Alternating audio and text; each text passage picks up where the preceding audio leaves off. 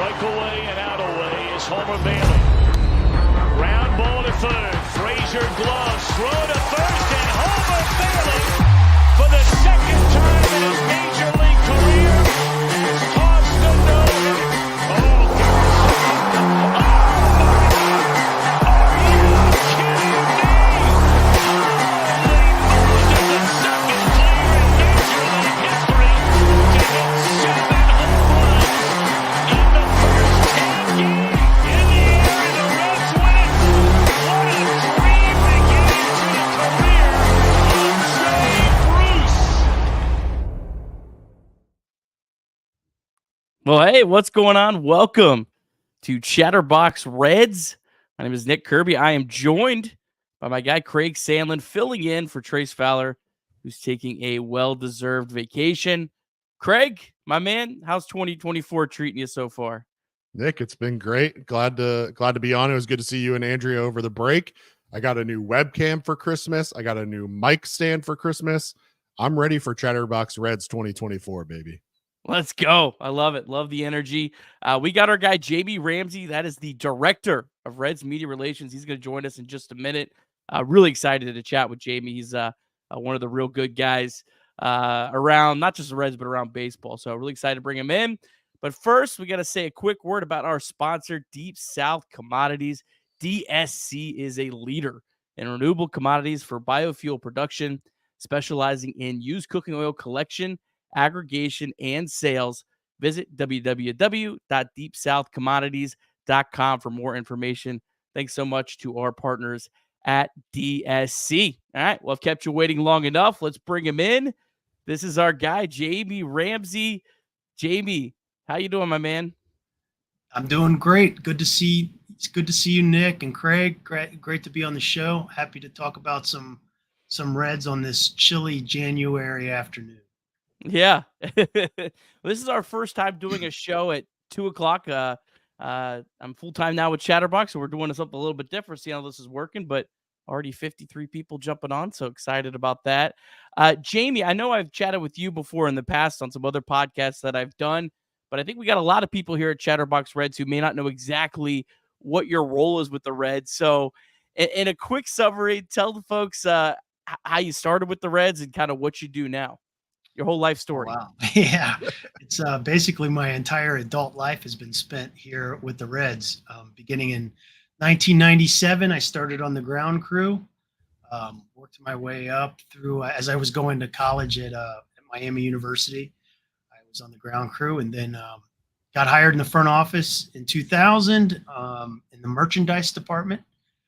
Left there to take on an internship in the media relations department, and I was hired full-time in the media relations department following that 2001 season. So I've been here, like I said, my entire adult life, and my day-to-day job is basically to facilitate media access from media outlets to our players and staff, GM, coaches, manager, write the media guide, which we're working on right now for the upcoming 2024 season, and just plugging away.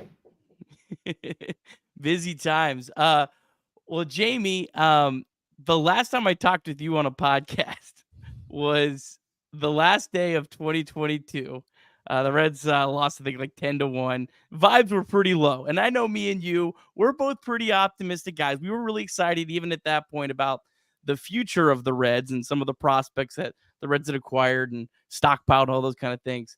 But can even you believe from that point on that day in October 1st, 2022 to early January 2024, kind of how quickly things have shifted? Yeah, that's a testament to Nick Krall and his staff. And I know it's kind of annoying to be positive after a team lost 100 games. I get it. I get paid to do it, so there's really no excuse for you, Nick. But it was really actually it was clear to me, and I think it was clear to a lot of people that this team was headed in the right direction. Now, 2023 happened really quickly for the success that this team had, and it was unexpected. I didn't expect it. I thought I was looking at, hopefully this team finishes 75, 80 wins. And then you get moving in 2024 and start being competitive and start competing for the postseason.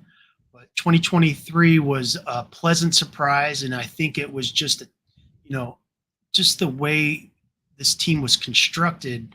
It's kind of, looking back on it now, hindsight being 2020, it's kind of obvious that this team was destined for success. And, if you're a Reds fan, you can't help but to be very proud of those guys that went out there and grinded out 82 wins last year.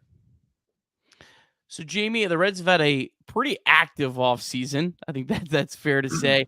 I know that you got to meet a couple of the new players at Reds Fest. I'm assuming you were around. I know Jamer Candelario had a pretty big press conference down at the ballpark. Give us a little bit of behind the scenes, what you've thought, your observations from some of these new signings that the Reds have brought in. Yeah, we'll start with Jamer, and I think what he brings to the table offensively, is going to be a huge plus for this lineup. A guy being able to hit 20 to 25, maybe even 30 home runs, adds some serious offensive threat to this lineup. And I think what people kind of overlook too with Jamer is, and maybe they might not know, that he's considered a leader in the clubhouse. And that's why, a lot of teams really were vying for his services this year. And the Reds are lucky to have him not only on the field, not only defensively. I didn't even mention he's a sound defensive player at either corner position, but in that clubhouse with all of these young guys that are on the team, having that veteran presence and having what is considered around the league as a bona fide great human being is going to be so good for this club, and especially for specifically for guys like Elly De La Cruz, who's going to have some of that veteran leadership. Jamer's probably going to be, by all intents and purposes, lockering, if not next to Elly, pretty close. So it's just good for the club on the field and off. Now, as far as Frankie Montas goes, what an incredible acquisition that was, because the Reds didn't have to give up anybody. And if his, in worst case scenario, he has injuries and shoulder problems, you're only on the hook for 1 year. Best case scenario, you have that mutual option that you can exercise, maybe offer a qualifying offer to. And if he has a great season, which we hope he does, and which we're counting on him having, it's just going to be a win-win for the Reds. Just being able to, and just seeing what, as you guys have seen, like the asking prices for these free agents, and as well as these starting pitchers that on teams that are still under control for trades, the asking prices are exorbitant. And just the way we landed Frankie was just a great plus for this club. Yeah, that's a good point. Let's start with the starting pitching rotation a little bit and talk about that. Obviously, we saw last year the value that depth would provide this team, right? With some guys that maybe you didn't expect to have to make starts in 2023, have to make starts. You go out and sign a guy like Nick Martinez that's flexible and can come out of the bullpen or start for you. You sign a starter in Frankie Montas. Obviously, you hope to get a couple guys back healthy this year as well. Talk about the outlook for the starting pitching rotation. You're going to have a guy like Brandon Williamson who's going to be competing to even start at the big league level after a great 2023. What are the Reds expecting from their starting rotation this year? Well, I think you mentioned it right off the bat, the depth. I think the depth is just so important. And I've heard Nick Krall talk about it many times before when he talks about what he's looking for the most out of players. And it's not so much individual players, he'll say, it's the depth, being able to compete and not lose ground when your key personnel are injured or not in the lineup or the rotation. I'll give you an example. Like last year, how many teams, including the Reds, didn't even have enough guys to fill out a 5-man rotation? I mean, there were several bullpen days. I remember playing. I can't remember what team it was off the bat. Late last year, they had 2 starting pitchers, so the Reds faced a bullpen day like almost all 3 of those games in the series. So look, when there's not going to be any team in baseball that has 5 guys that make all of their starts all year. So the more guys you have, the more depth you have, good quality pitchers to provide that depth. I think you're setting yourself up for success, being able to plug in a Connor Phillips when Brandon Williamson gets injured, being able to have Frankie Montas there, being able to have all of these guys that you just showed in that graphic provides so much depth, and depth for, I would say, is the most valuable player for most teams. When you're talking about depth, one thing that I think is very important is that you have a manager that can utilize that depth and get the players to buy into that. As someone who's around David Bell, at least some, Jamie, talk about what your thoughts are on David Bell. And it felt like last year he really had everyone buying into their role, at least from the outside perspective, more so than I can maybe ever remember a Reds team. Yeah, the thing about David is he's what I would think maybe the old timers would call a player's manager. He's a guy that he was a successful player himself, so he knows what it takes day in and day out, 200 days of the year, including spring training, to go out there and compete. And he knows every one of these players' strengths and weaknesses on and off the field. And he empowers these guys by letting them play, by letting them voice their concerns, by just allowing them to be who they are.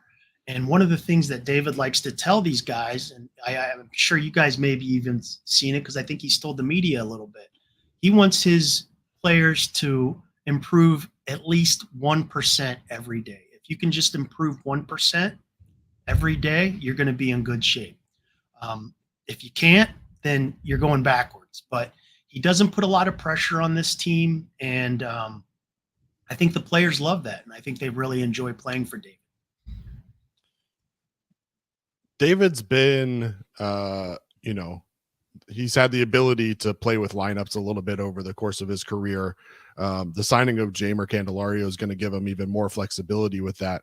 With the young squad that they're going to be bringing into 2024, what can we expect from those young players who we saw for the first time in 2023 in terms of how often they're playing? What's that rotation going to look like, Jamie?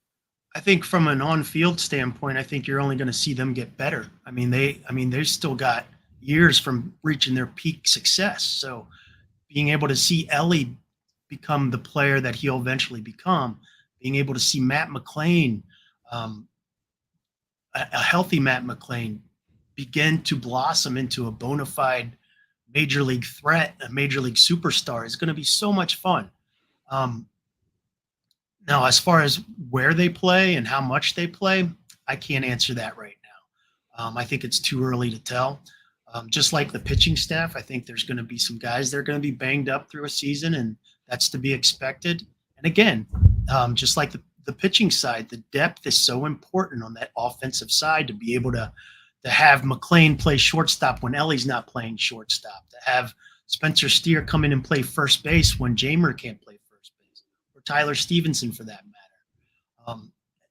And to be able to have Jonathan India play outfield and Spencer Steer play outfield, it makes the lineup so much more deadly when you have depth and you have guys that can play all over the field. And it's going to be exciting. And just having these guys become a year older and having that experience from last year, they had that experience where never since I've been here have I seen so many guys in that clubhouse so anxious to get to work the next day. Like that night after they won or lost, they couldn't wait to get to the ballpark the next day. And that's contagious. It really is. And it creates a fun atmosphere. It creates a great atmosphere for the fans. And it's just, to me, I'm just so excited about 2024. It's the first time I've been this excited about a season in a long time. And it's legit. It's sincere. just being able to see these guys play every day is going to be a treat. All right, Jamie. So I want you to take us a little bit behind the scenes. So Ellie De La Cruz gets called up last year. Obviously, that was a pretty big deal around these parts. What was the call up like from your perspective on your role with the Reds, and then that first month when he just took baseball by storm? What was Ellie Mania like for Jamie Ramsey? For me personally, it was fun because when we have these discussion. I have a discussion with my colleague, my very good friend Larry Herms, who's got an office right next to me. We talk a lot about the team, and we talk about certain things like when do you think Ellie's going to get called up? Like we see the discussions online, but we also have those discussions too. Like, what do you think? And so when it finally happened, and we got the heads up a few, like I would say early in the day of, we found out he was coming up. I couldn't really give it it's not my job to leak anything, but I did text my friends and said, I think you guys want to come to the game tonight. And they were like, oh, I can't, I got to go to work or whatever. I got to work till 6. I was like, no. I think you guys want to come to the game tonight. And so they know not to ask me why, because I can't tell them. So they knew to go to the game that night. And it was they tell me now that they were so happy that they did, because it was an experience for them. I think Ellie hit a home run and had a great game, and brought so much excitement to the stands that night. It was fun.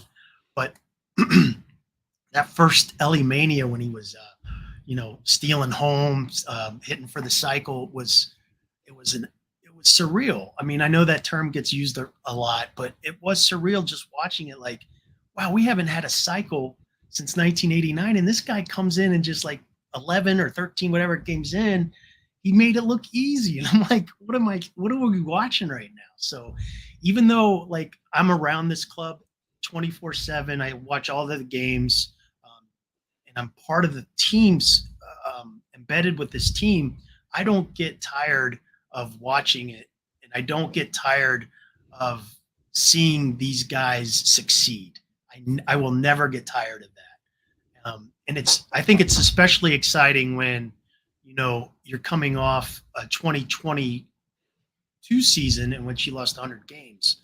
So having any little bit of that success makes it that much more sweeter. And wow, I mean, you guys, I was watching it just like how you guys were, and how the fans at home were watching it, like in utter disbelief and in awe of this guy who can do this on the field.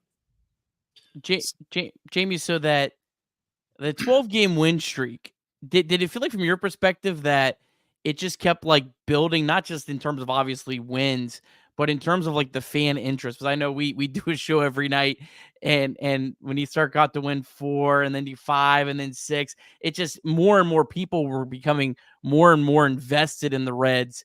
Did you guys kind of feel that from your perspective?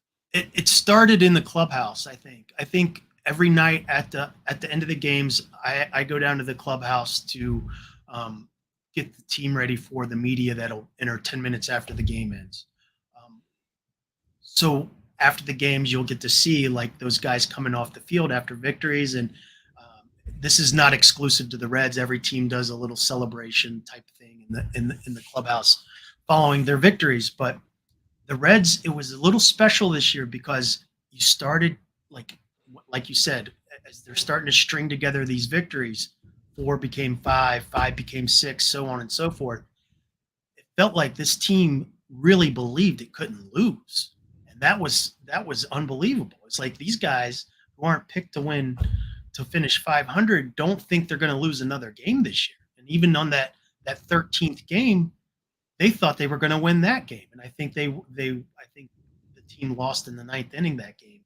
But it was amazing, and it all started from those guys in the clubhouse. And, it started with a few of those guys in the clubhouse, namely Jonathan India, Luke Maley was kind of considered the team leaders, and then it just spread throughout the clubhouse to the point where you're getting guys who are getting called up to make spot starts or chip in with a few innings in the bullpen.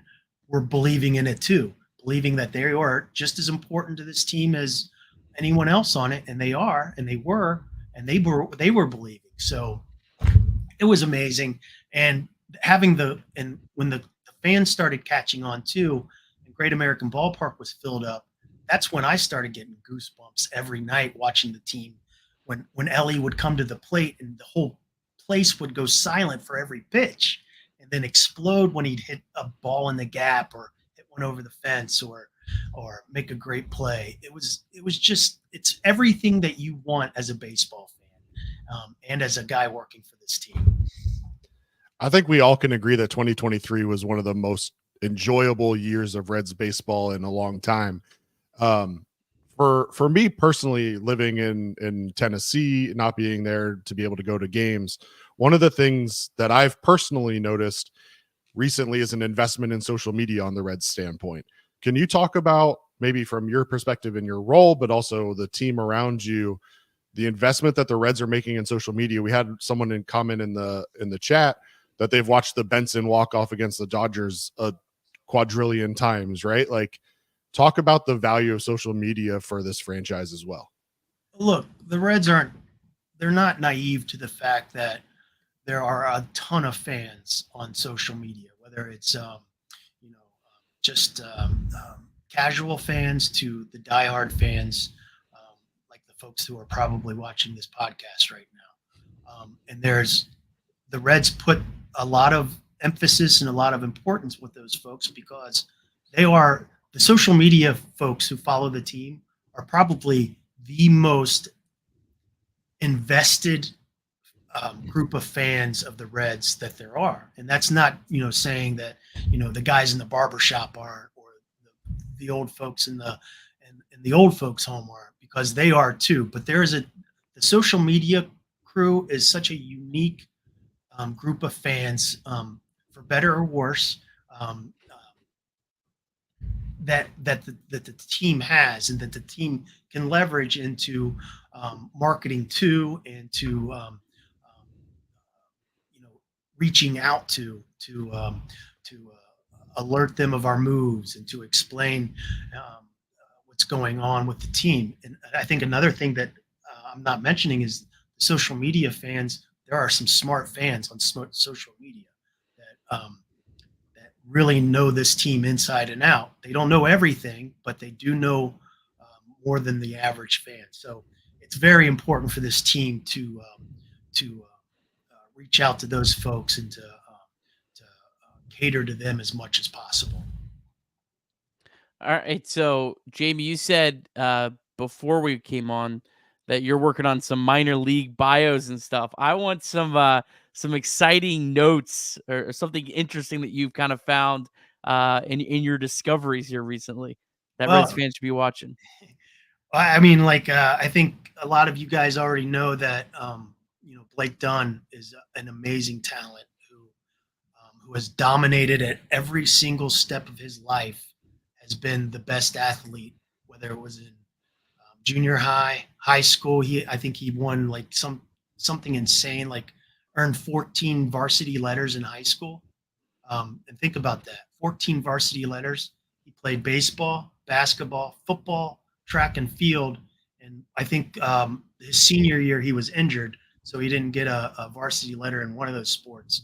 But when you're setting scoring records on the football team, on the scoring records on the basketball team, and then you go on to play professional baseball, that is the kind of talent that only comes around, the only kind of athlete that comes around once in a generation. And even though it's a small town in Michigan, I get it, but this guy is something to behold, and I'm looking forward to seeing him. Hopefully he'll get a major league invite to spring training. He definitely deserves one. So we'll see. We'll get to see him in action against some big league pitching, but I'm super excited about this kid. Also, Jacob Hurtubise. This guy is also an amazing. I didn't realize how great of a year he had until I was doing his bio this year, and seeing his stats are absolutely bonkers. And it's not at the low levels. He's doing this at Chattanooga and Louisville. OPS over 900, batting average over 300, stolen bases in the 40s or 50s. I don't know which it is, and he plays great defense. So these two guys off the top of my head are two guys that I'm super excited about, as well as Julian Aguiar, the right-handed pitcher who many of you saw play at Dayton last year. I spoke to Tom Nichols, who's the great, terrific PR man in Dayton. I spoke to him yesterday. I just generally asked him, hey, what's your take on this guy? Because he's probably going to be with us at some point in the spring. Just prepare me for, what this guy's like off the field and on the field. And he raised a great question. He said all year last year, he was trying to have someone convince him why Aguiar is not considered one of the team's high-level blue-chip prospects like a Rhett Lauder is. And he couldn't get anybody to convince him why they're not, because one, the guy has a fastball that's in the high 90s. He's got great control. He strikes guys out, and he had an ERA under 3, which was probably at least a full run lower than anyone else close to him in the organization on a full-time minor league player. So I'm also excited about him. But again, you want to talk about those are the 3 guys that might fly under the radar a little bit, maybe not so much, but a little bit compared to the Rhett Lauders of the world. But again, not to get off on a tangent here. I know I'm rambling, but I'm going to keep going. You can talk for as long as you want, Jamie. I was thinking about this before I came on with you guys, and I was thinking about with this team a few years ago, how far they've come, and what a great spot to be in. And I'm not saying this from the Reds PR point of view. I'm saying it from a Reds fan's point of view. If you could pick any team in baseball right now, or a handful of teams that, 1, are ready to compete today, 2, have a very reasonable and manageable payroll, and 3, are set up to have sustainable success moving forward, there aren't too many teams that fit that qualification like the Cincinnati Reds do. And those are 3 very important qualifications to have. I mean, we've all seen the teams that have been loaded. We saw the 2020 team that had all the great players, all the great pitchers, but the payroll was a little out of whack and not very sustainable. Your minor league system at that point was you didn't really know what you had at that point. But today in 2024, as we sit here and talk, those 3 boxes are checked. And, being a Reds fan, I'm not sure. You have to go back to probably the 70s or maybe even the 80s when the team was very good in the 80s to have this excitement, to have the whole picture where, again, you can win now, you can win later, and you have a manageable payroll. And, there's not much more you can say about that. Well, first of all, thank you for that insight. I think Nick and I would probably both agree that this conversation, we could have you on for 2 hours. So we won't keep you for that long, but if you've got time, we'd love to keep this conversation going. Yeah. Personally, Nick and I had like a 3 a.m. text message one night in July or August when we started to notice Jacob Hurtubise. And so I'm glad you brought him up. I appreciate that. I want to ask about another minor leaguer, quote unquote, that has a lot of questions, and that's Jose Barrero. Obviously out of options, has shown sparks of ability, obviously, but has also shown some times where he's struggled, especially at the major league level. So, knowing that he's out of options, realistically at this point, what's the next step for a guy like that? I think we've all, like you said, we've seen flashes of greatness out of this guy. What impressed me most about him was when we asked him to play center field, and he went out there and he did a pretty good job in center field. He's a big kid. We know that. He's incredibly talented. When he gets a hold of the ball, he can hit it into the river. But I think what he needs to concentrate on, and I'm not privy to what our baseball people talk to him about behind the scenes, but just in my point of view is very similar to what you guys see. what if I was in charge, I would just kind of tell Jose that he needs to play his best baseball each day and not worry about what lies ahead for him. Because whether it's here, whether it's somewhere else, he needs to maintain a level of success that can keep him in the big leagues. And we all know, all of us know that he has the talent to do that. It's just a matter of putting that together. So as far as his future holds, I don't know. Again, whether it's here, whether it's somewhere else, I know the players like him. I know the coaches like him. And I know our talent evaluators still really value what he brings to the table. But again, he has to show consistency, and he has to be able to play through some drama. I mean, and he's got to be able to perform when he's here. If he gets sent down, he's got to be able to perform at Louisville. And you gotta overcome those obstacles, whether it's on the field or behind the scenes. Yeah, I mean, the thing with Jose Barrero is one opportunity, one injury away from you really needing him to start the year, possibly, or maybe 2 injuries or something like that. I think it's just great to have that as an option for him, going into spring training, having that depth. So Jamie, I'm curious, as we get closer to spring training, do you go to Arizona? What's your kind of role during spring training? Yeah, I'm there. I'm pretty much there for every game in spring training, in Goodyear, and whenever we play on the road. Of course, our headquarters are in Goodyear at the Player Development Complex, where I have an office. But yeah, we do kind of what we do here in Cincinnati, except we do it in Arizona. Spring training is a little different, and because there's so many things going on with meetings. That's when the 40-man roster meets with the Players Association and other the BAT, the BAT Association, and just meetings like that. And of course, we have an influx of media with the 30 teams in 30 days, and all of these different kind of media outlets. It's their one time to cover the team exclusively. So we'll get a lot of national exposure in spring training, and then the games start, and that's when it becomes that's when it starts looking a little real, and that's when the fun starts. Speaking of travel, the Reds recently announced the dates for the Reds Caravan. They haven't announced any players or anything like that yet. Maybe you can give us some sneak previews or something. I don't know. Yeah. Maybe drop a little insight. Yeah, that should actually be released this afternoon. So you want to give a special preview before it drops? I don't want to Chatterbox Reds exclusive or anything, but I think a certain I heard rumors that there will be a certain brand new right-handed pitcher, Reds pitcher, who will be on the Caravan.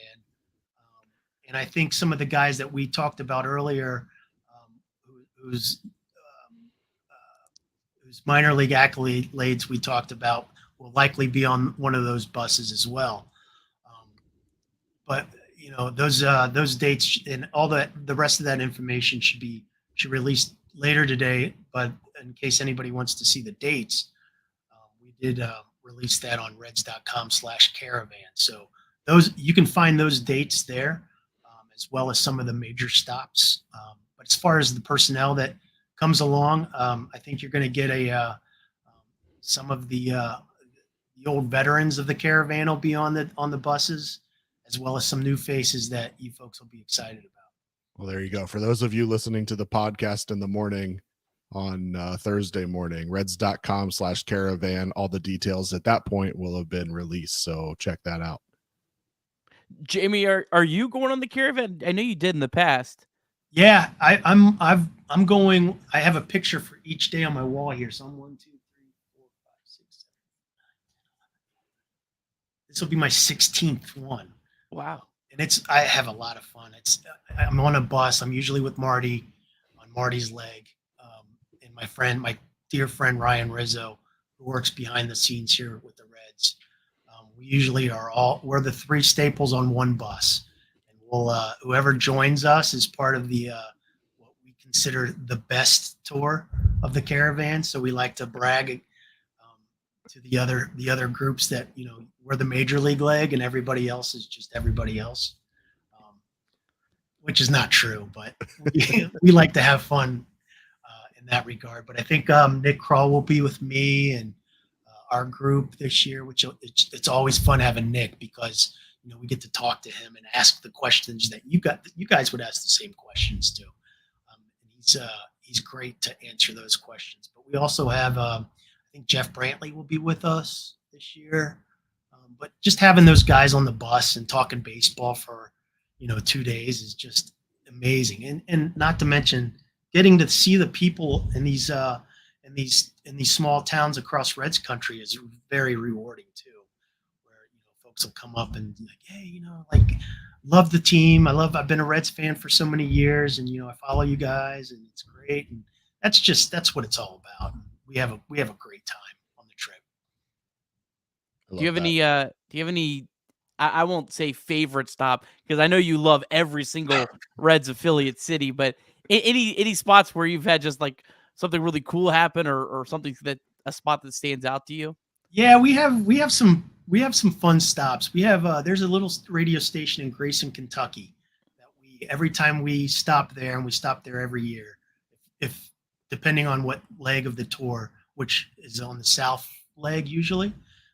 Grayson's a great stop because it's a really small radio station which is comprised of so many Reds fans that work there, and the food there is amazing. They bring in all kinds of different food, homemade food, restaurant food. So that's one of my favorites. I like going to Grayson. They used to have this dog, this huge dog that was, the radio station sits on top of a giant hill in Grayson. They used to have this huge dog, this menacing looking, terrible, mean dog, almost like the one from Sandlot, was at this Grayson radio station. It was chained to a flagpole down there.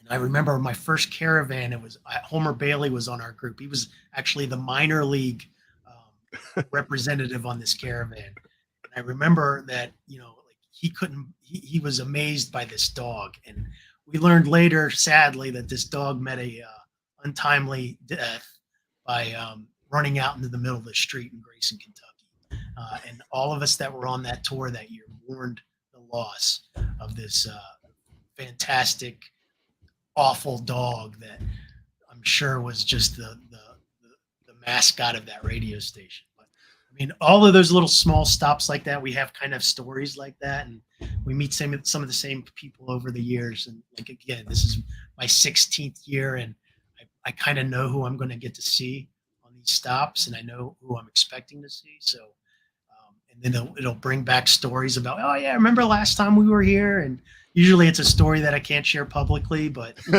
especially when it involves Marty. So, but it's fun, and we have a lot of fun doing it. Yeah. Speaking of stories I can't share publicly, back in 2011, I was working at Ohio University, and the caravan came through, and Todd Frazier was on that leg. And needless to say, Todd enjoyed himself in Athens, and I enjoyed hanging out with Todd. Was there fish bowls involved on that? They may or may not have been involved there. Yeah, you know. But yeah, that was a fun time for sure. Enjoy that. I'm gonna switch topics and go from the enjoyable memories of the Reds caravan to ask you to break my heart live on this podcast. And in the back of my mind, I know. In the back of my mind, I can't get it out of my head that Joey Votto's not going to find a starting job somewhere, and he's going to settle for a role with the Reds as a veteran leader, taking his 150 at-bats a year, whatever it may be, and he's going to come back. Go ahead and break my heart that that's not going to happen. In 2024? Yeah. Or in general, I want to see Joey in a Reds uniform again. I don't think he went out the right way. I think he, you know, the injuries that we've certainly seen him go through the last couple of years. I think he did so much for this town, honestly, as a baseball player over the course of his career, that seeing him in another uniform is going to break my heart. I'll counter that with a question for you. Like you mentioned, like a player not going out the right way. How many of those players have gone out the right way, whether it's Reds exclusive or with other teams? I know there's examples of it, but usually when Junior left, it was kind of the end of a bit of a tumultuous last few years for him. When Adam Dunn left, Jay Bruce, I mean, these guys, they don't go out the way the storybook or the movie would like you to have it believe. I mean, with Joey, and rather than break your heart, I will say this, that the way that game in which the last home game in which the fans gave him an ovation, which was so organic, so sincere, and he tipped his cap and he motion to the crowd, that will be a moment that will live with me for the rest of my life, only because it wasn't manufactured. And it was so organic because the fans here are so smart and so appreciative that they couldn't do anything else but to give this guy who meant so much to them a little piece of their heart that day. And again, that was so poignant for me. Such a profound moment in Reds history that, and I've seen a lot of those moments where they were manufactured, where, okay, this is the guy's last at bat here. Make sure you stand up and give him a round of applause. I've seen that happen too. And the Votto moment was something that I think, as a consolation, if he doesn't come back, would be something that you should be proud of, not only from Joey, but from this town and from the people that were here that day. I cried twice that day. First, obviously, with the first at bat with the standing ovation and the tip of the cap, and then I personally just loved. It was such a Joey way of addressing it too, where he said, "I got to go bat. I gotta go hit." Right. It's just like it felt so Joey, and and then obviously the getting a base hit in his last at bat, and being able to have that curtain call. Was just a great moment. And like you said, I think I'll remember that for the rest of my life. Shed a tear for sure on those days. But, at the end of the day, I think we all understand the moves that have to happen. And that ultimately, when you look up and down the roster that Nick has shared, the screenshot of, like, there's realistically not a role for him. But that doesn't mean that he can't. Right. You wouldn't be really doing him any favors either. I mean, he doesn't want to be here as an extra guy if he feels that he can still contribute somewhere else. I mean, you have to allow the guy to do that. And I think kudos to Nick for, being able to, he could, this organization could have, what do you do by bringing him back? You take bats away from other guys that, you wouldn't be able to, the Matt McClains or the Spencer Steers of the world, or the, Jamer Candelarios. You wouldn't be able to give them their much earned playing time. So I think it's good for both sides, and I think obviously you root for nothing but greatness for Joey, who is in my book, a bona fide Hall of Famer in Cooperstown. We'll bring him back at some point to induct him into the Reds Hall of Fame, and he'll be a guy here. He'll be a legend of this much storied franchise. Yeah, I think you'd also be putting David Bell in a pretty tough spot too. Not to say David Bell wouldn't always play the best players and all that kind of stuff, but it would make his job maybe a little bit more challenging. All right, Jimmy, I got one last question. Then I do have one in the chat. If anyone else has any questions for Jamie, go ahead and put them in. I starred one from earlier. Jamie, give me one key for the Reds getting to the playoffs in 2024. One key? Yeah, one key, like in your mind. Yeah, well, I'm gonna, like, okay, everybody's gonna say, well, they got to stay healthy, or the pitching's got to be good. I'm going to say you have to get performance out of your bullpen. I think the bullpen role this year is going to be so important. Not that it wasn't last year, but the amount of innings that bullpens, not just the Reds, but every team's bullpens are starting to amass every year, has become staggering. And if this bullpen can become a shutdown bullpen, once you get, what is the average now, 5 innings out of your starter, then I think this team will think this team has a shot to not only make the postseason but advance in the postseason. So I'm going to be looking closely at the bullpen this year because you almost kind of know what you have starting pitching wise now with the addition of Montas and others. And I think that the team on the field, the position players are only going to get better. So my eyeballs will be on the bullpen this year. Real quick before we move on, is there any update on TJ Antone? Obviously, he's a piece that potentially could provide some depth if healthy. I don't know that I've seen anything, but is there any update with him?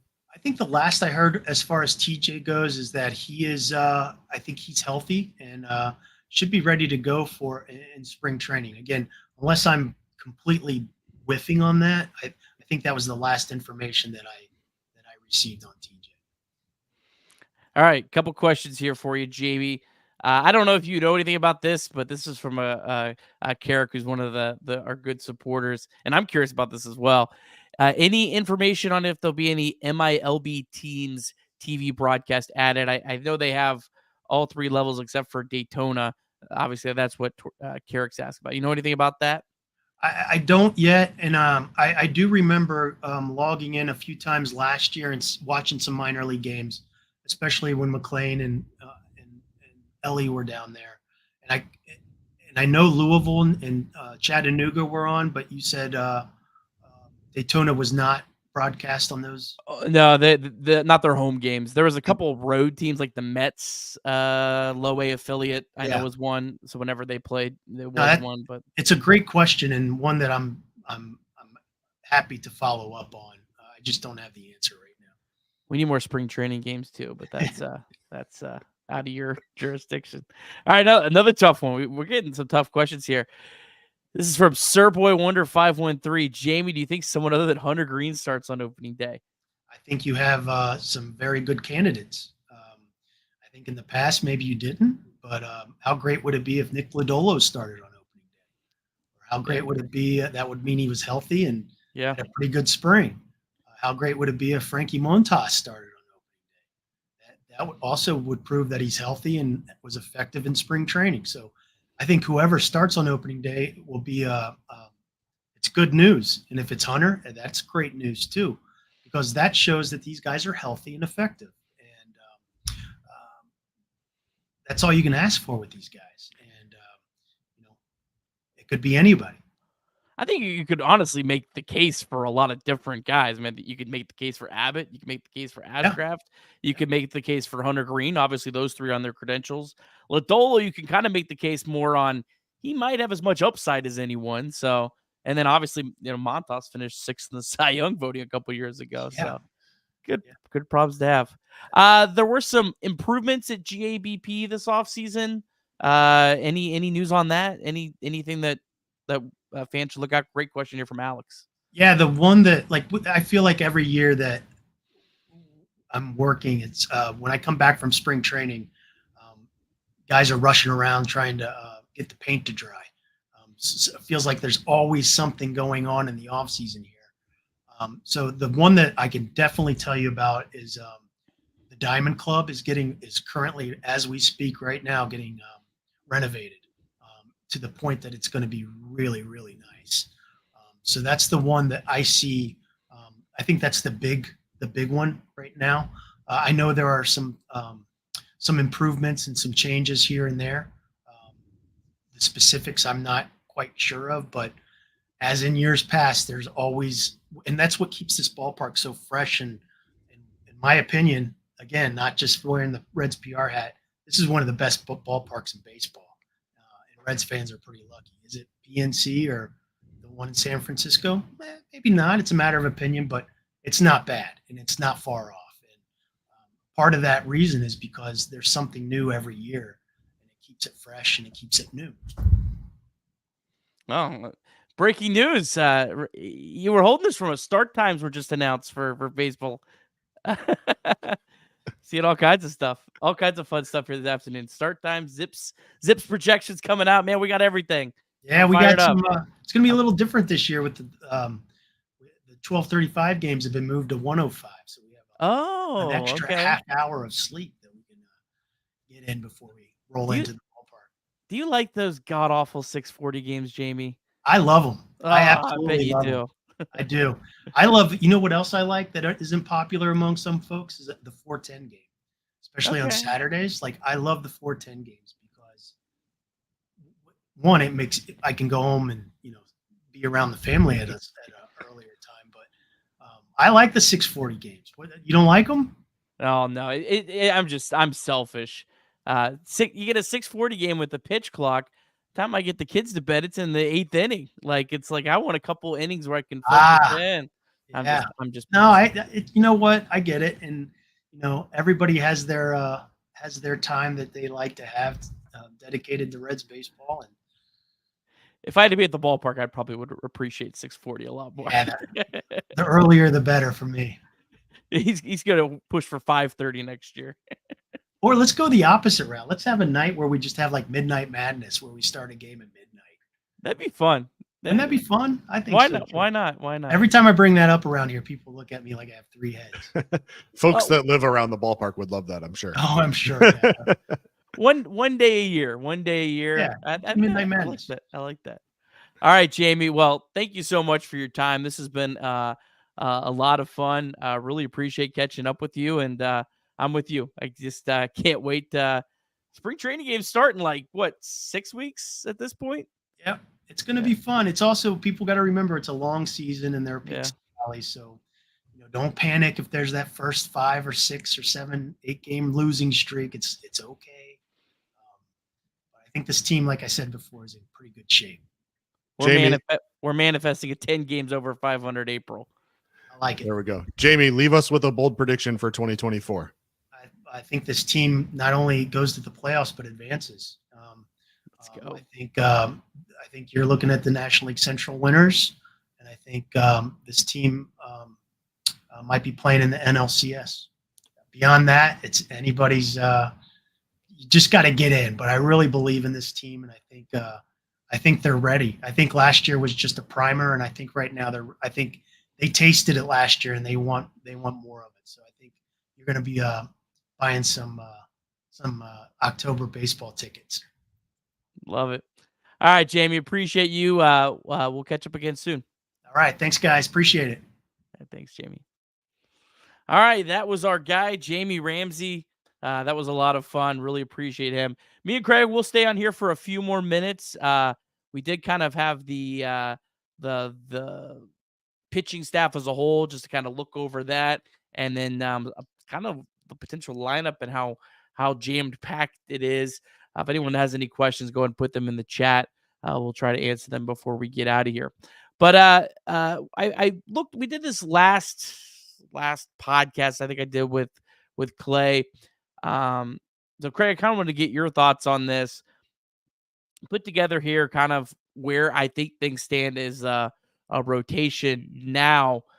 I had Hunter Green, Lodolo, Ashcraft, Montas, and Abbott. And then actually have Brandon Williamson probably on the outside looking in right now. Again, there only needs to be one injury for Williamson to get put in. The chances of all 5 of those guys actually being healthy at the end of spring training is very, very low in my opinion. But kind of start with this, Craig. What's kind of your overall thoughts about the starting pitching rotation and the depth? Well, here's the first thing that jumps out to me, and you can put the rotation in whatever order you believe is correct, right? Whether you think Brandon Williamson starts in the majors and maybe Lodolo or Abbott or someone else starts at AAA or is injured, whatever. At the end of the day, when you look at this rotation top to bottom, including the depth, you've got 4 guys who made a major league start last year who are going to have to start in AAA barring an injury, right? So the first thing that jumps off is just the depth to me. And that was one of the biggest issues that the Reds faced in 2023 was that depth issue and having to turn to guys like Carson Spires, Connor Phillips, and Leon Richardson for starts. But now they have that major league experience. You hope that they continue to build over the offseason and coming into 2024. Should you need any of those guys, it's not the first time that they're pitching in the major leagues and pitching in what Jamie just predicted to be a playoff race, right? So they came in this year They had an opportunity to pitch in high leverage situations. The Reds obviously down the stretch were looking at a playoff spot potentially. It came down to the last couple of days of the season. So that's the first thing that jumps out to me. And then you look at the bullpen, and obviously you've got some new arms there that are going to be vital to the Reds' success. Obviously, as Jamie said, pretty rare for the Reds to get more than really 6 innings out of a starting pitcher, just the way that David Bell manages. And so having all of these big league arms ready to go, including depth, again, you've got Alex Young and TJ Antone and Daniel Duarte and all these names that a lot of us believe are major league arms that are going to have to start somewhere, and it's not going to be on the major league roster. I think Nick Martinez is so valuable for that keeping the bullpen fresh. I think, just his ability to go 2 or 3 innings at a time, in that like TJ Antone 2021 type role. I think that just helps make everyone else's role a little bit easier. But again, look, if miraculously all 5 of these guys are healthy and Brandon Williamson is the odd man out and has to start the year AAA, that's a good problem to have. That's what good, well-run organizations that are competing for World Series titles have. They have those kind of problems.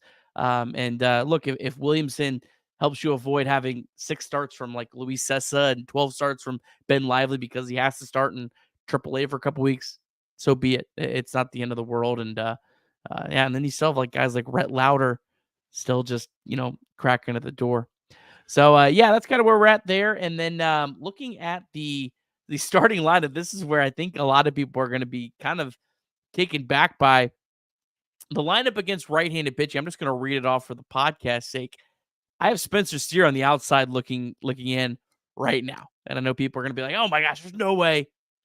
Again, one injury he's in. One of your 9 players here probably get hurt at some point.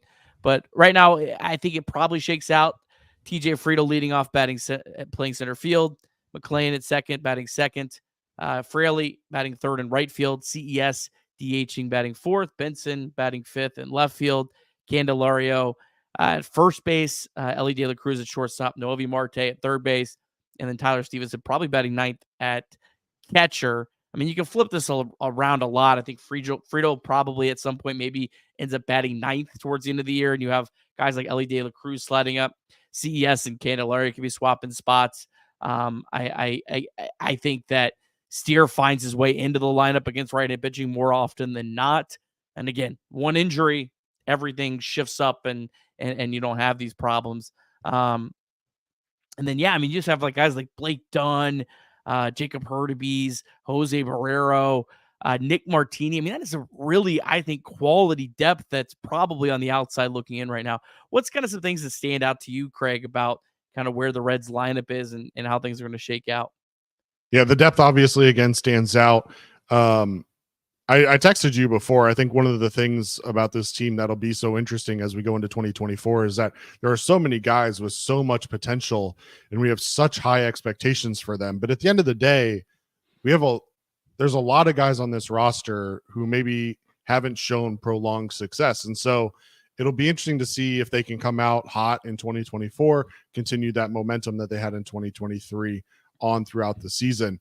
The other thing about depth that I don't think we've really talked about a whole lot, but obviously injuries happen, things happen. Should the Reds need to make a move at the deadline, they're going to have the depth to hopefully be able to do that and address whatever needs they have, because they're going to be so deep at each position, right? So if someone is desperate for a starting pitcher, we may have depth to be able to move that and pick up either some quality prospects or pick up someone that maybe plugs into our lineup on a day-to-day basis. So it gives Nick Krall a lot of flexibility. One of the things that I think he talked about at Reds Fest with you and on the show as well was just having players who are flexible within their positions, especially, right? So obviously we've already talked about a number of them, but you've got a number of guys here who can plug into a number of different positions and give you flexibility on a day-to-day basis. So if you do have those, pulled hamstrings flare up and someone needs a couple weeks off, hopefully you don't miss too much of a beat. Yeah. Yeah, I'm excited. I mean, you look at kind of what the Reds are bringing to spring training this year versus last year, and then of course a lot of the excitement about around players in spring training last year was guys that weren't going to start the year at the big league club. So yeah, that's exciting, man. I can't wait to get this season started. Enjoyed the show today. Enjoyed Jamie coming on. We still have one more interview from Reds Fest, David Bell. That'll be coming up next Tuesday. So look out for that. We'll do another show at some point live next week. Might kind of the rest of this offseason. We'll kind of feel it out. Might do some at night, some during the day. We'll just kind of see what works well and what we can kind of fit into the schedules. But of course, you can always watch this after the fact or in your podcast feed.